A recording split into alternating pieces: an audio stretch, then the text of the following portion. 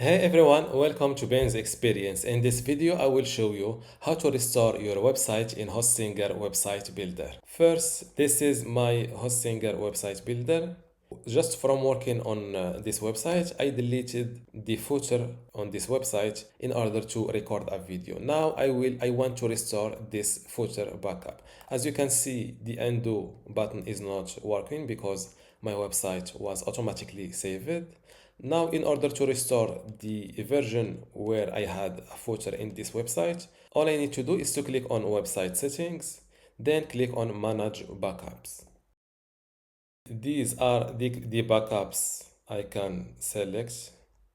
I think just the latest one, which is at the top, has my, as you can see, it has the footer I had previously in my website. As you can see, backups are stored for only 30 days. And they are also created simply by publishing your website.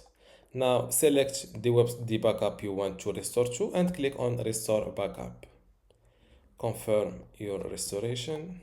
My website backup was restored successfully, and this is my footer showing again at the bottom of my website. And this is how to restore your website in Hostinger Website Builder. Before you go, I have something special for you. I have two free online video courses for you. The first one is about Hostinger hosting and WordPress managing, and the second one shows you how to use Hostinger Website Builder to make basic websites or online shops. You can get them both for free just by clicking the link in the description. If you liked this video, give it a thumbs up and subscribe. If you have any question, leave a comment below.